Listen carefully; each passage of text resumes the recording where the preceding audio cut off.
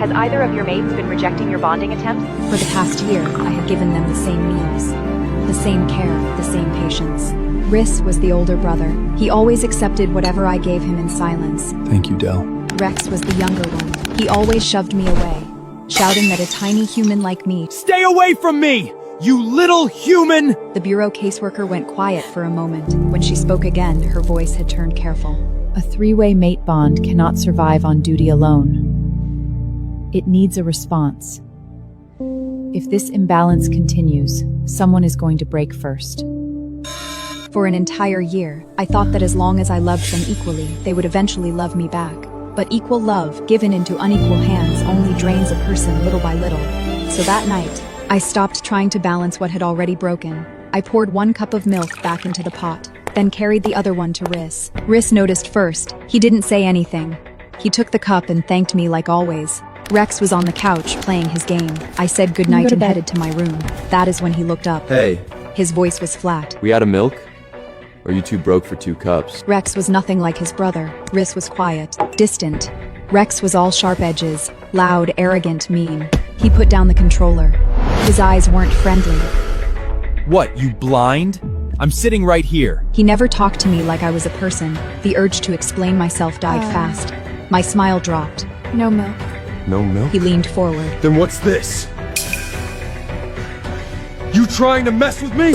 I thought about a few nights before. Rex got called out for an emergency. They didn't come back until almost 1 in the morning. I waited, fell asleep on the couch without meaning to. The door woke me. I got up, heated their food, brought it out. 2 cups of milk, like always. Rex looked exhausted. I saw the wound on his shoulder and stepped forward. He shoved me before I got a word out. I hit the floor hard. The cup shattered with me. Rex blinked. Just once. Then the impatience came back. Damn, are you blind? Can't you see I'm texting? Stop throwing yourself at me. You deserve it. His voice was low and cutting. You used to cling and play dumb before, but I'm worn out today. I come home dead tired and you're still here pessimistering me like a lapdog. I was stung by the disgust in Rex's voice. The shame hit fast. I didn't look up. I rushed back to my room with my face burning. A thud from the living room. Rhys had punched Rex. A few minutes later, Rhys came in with the first aid kit. He knelt in front of me. That is when I saw it. The broken cup had caught my calf. Blood had run all the way to my ankle. I always knew. The brothers had every reason to resent me. Anyon could see it. I was the one who'd married up. They were top of their class at the academy. Strong, sharp, wanted by everyone. I was ordinary, if not for the high match percentage. The bureau's system wouldn't flag us immediately.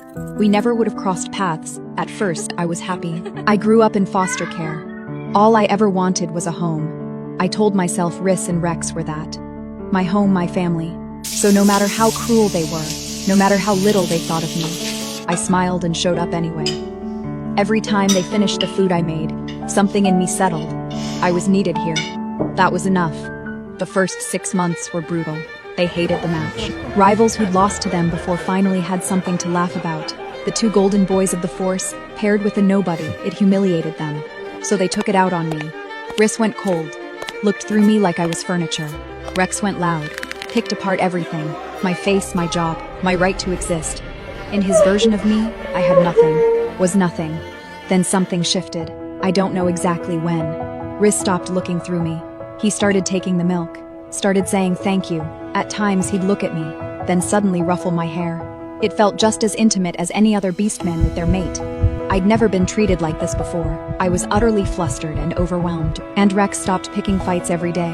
Sometimes he'd pull me onto the couch to play with him, curse me for losing, then take out everyone who came near my character. I thought I'd finally won them over. I was almost at the end of my hard days. Sticking it out really did help. When I tried so hard to please them, they were slowly trying to accept me too. Until that glass of milk got shattered. All my years of effort, devotion, and clingy affection ultimately boiled down to just 2 words. Lapdog. Yeah, a dog with no self-respect at all. The hotel room smelled like recycled air and cheap soap. I didn't go home that night. Day after day, same room. I'd found it by accident. A document left open on the shared desktop. A formal appeal. Both signatures. Filed within weeks of our match. Request to dissolve pairing. Grounds incompatibility. They tried to get rid of me before we'd even started. I sat on the edge of the bed and stared at the carpet. Is there something wrong with me? Why does no one ever want me? I'd asked myself that before. In foster care, when families came and chose everyone else. In school, eating alone for a semester and pretending I didn't mind. I thought I was done asking. I wasn't, I cried dramatically. Deep down, I knew it was nothing but a deal. Still, I couldn't sleep properly for days. Shame and embarrassment washed over me. My best friend flew into a rage when she found out. I stared down at my sleeves, twisting them gently, and said softly, It's all in the past. I've made up my mind I'll keep my distance from now on, just stay away, that's all. The worst case was nothing more than being polite strangers. The Bureau had made it clear. With the match pursuant, their standing in the military this high, only I could stabilize them through their farable life. It was nothing more than a transaction. Are you still going to give them milk every night? I thought about it. Probably. Surface level peace matters. For me as much as them. But don't you think treating them exactly the same, that's not fair to the one who's actually been good to you? Fair? The Bureau caseworker had drilled it into me before we moved in. Multi-mate households are rare, but they exist. Balance is everything. You are the glue. Your every move affects both of them. Do not play favorites. Do not tip the scale. I took it seriously. 2 cups of milk, 2 sets of gifts. When I brought lunch to the force, I even counted the shrimp in each container one by one. I'd gone that far, and it still wasn't fair. It was only Rex who lashed out at you that night. My best friend saw my confusion. I nodded.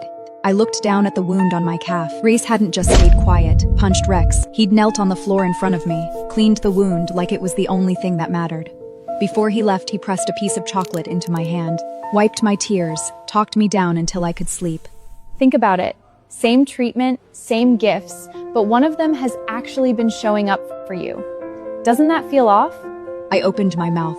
Nothing came out. I couldn't sleep that night. I kept thinking about something from foster care. A volunteer came to spend the day with us. I helped her the whole afternoon, hands red by the end of it. Everyone else played.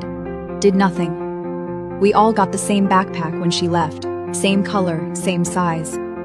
Before she walked out, she pulled me aside. Pressed 2 small hair clips into my palm. She said, The backpack is for everyone. But these are just for you. the volunteer's voice fighting in my head all night. Good kids deserve a little extra. That's what fair actually means. By morning, the volunteer had won. The one who shows up deserves more. That is the real fairness. The milk was just the beginning. I stopped sitting in the middle of the couch. I drifted toward Riss, kept a clear distance from Rex. I stopped saying good morning to Rex. Only Riss got that now. At gatherings, I held Riss's arm. I stopped counting. 10 shrimp, 8 for Riss, 2 for Rex. It scared me at first. Letting go of the balance felt like standing on the edge of the cliff. But the shift wasn't as dangerous as I thought. Riss was cold by nature, but he never made me feel small. When I sat beside him, then asked if I wanted anything. When I said good morning, he answered. Every time, then asked how I slept. He tasted everything I cooked and said something specific about each dish. Not just good, something real. And without Rex, I stopped getting shoved off the couch, stopped being ignored, yet the atmosphere at home turned strangely tense. I could feel a pair of eyes. What are you staring at? What, you want to play games with me again? I addicted to tennis. We'd been playing for weeks, hours at a time. We were halfway out the door when Come on, bro! You're addicted to playing the good guy, acting like you actually like this ugly freak?